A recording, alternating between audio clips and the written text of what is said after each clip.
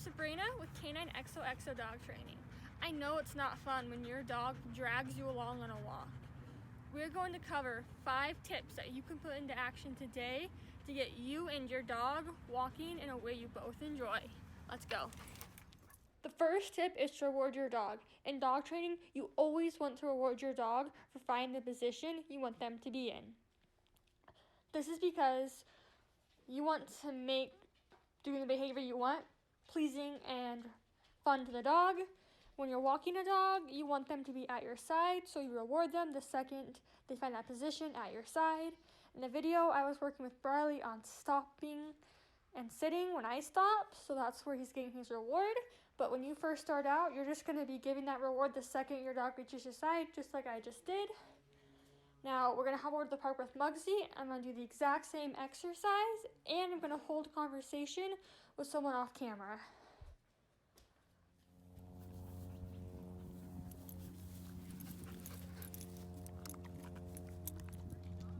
Thank you. Yes. Australian Shepherd. Thanks.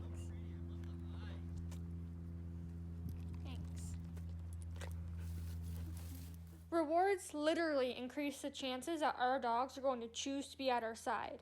That being said, even more important than the reward element is we want to make sure that the position of being at our side is super fun and worthwhile to the dog, because we're going to put it to a command and a cue later, and we're going to add stress around it in the future.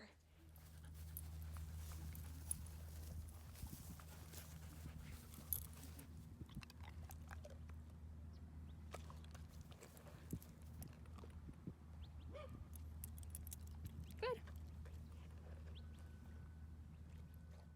Tip number 2 is going to address a bit of that stress with Barley at Oso.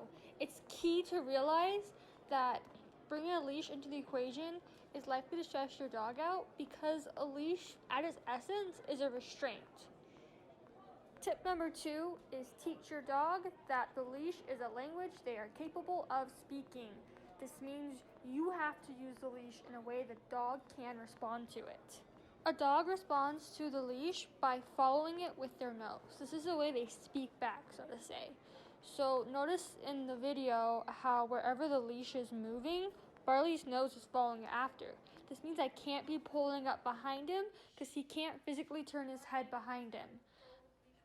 If you pull up, the dog goes up, the nose goes up, pull down, the nose goes down, pull forward, left, right. Those are all things Barley can respond with. And the way you teach this is really simple. It's just a matter of giving that light, consistent leash pressure and rewarding the second he follows, like I'm about to do here, where I'm tossing a treat, distracting him, and boom, I'm rewarding him for following that leash pressure. Barley is not on any harsh collar. He is on a plain martingale collar. All I'm doing is getting him distracted enough to go ahead of me so I can get a nice little angle that I can make his nose find. Once his nose finds it, there's a treat or reward in it for him. And if you just keep repeating that over and over and over again, you'll get a dog that starts to understand the leash isn't a restraint, it's simply directional guidance. Just now I took him up, now I'm taking him back down, and he's just going to follow that leash. If you keep repeating this, you'll have a dog who really just understands that leash pressure, and it isn't a stressful situation when you give it. Once you have that leash pressure, we can move forward on to tip number 3, which is motion.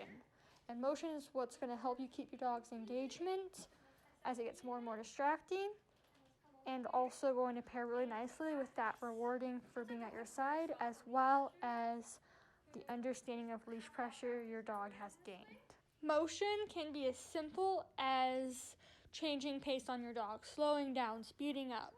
But what I found really helps the dog is just changing direction altogether in what I term 180-degree turns. When you just do that pivot, it kind of forces your dog to really track where you are if they want to stay with you.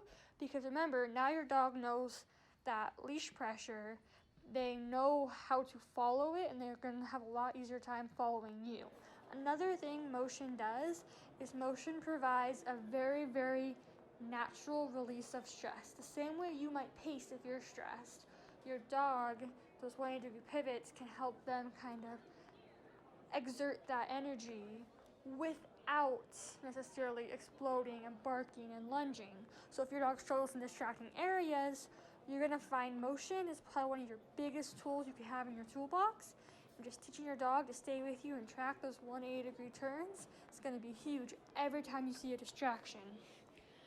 You wanna be very mindful, however, of where and what is around you.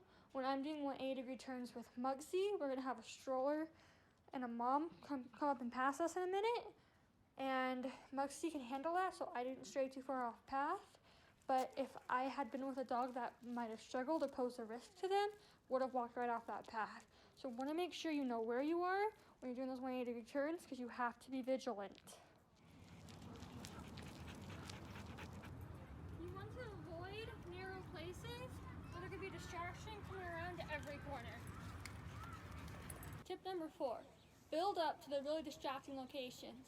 So your first few days of training might even just be in your driveway.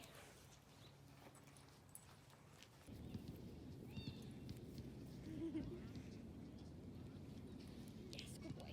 It's key to be aware that after you train your driveway, your dog might not be ready for a big distracting park. So try finding a more medium place.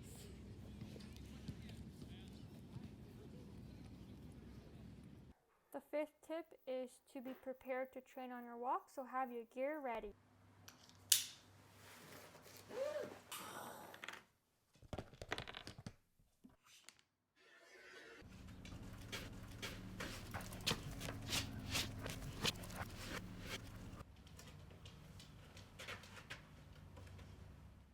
When you're training on walks, don't worry about covering miles. Focus on stopping and providing guidance to your dog as needed. If you enjoyed this video, check out my Facebook group, Dog Caring is Trained. There you can join and share your progress as well as post future video suggestions. Also, you like this video, you want to catch the next one, go ahead and subscribe to my channel. Thank you so much for watching, and I will see you guys next week.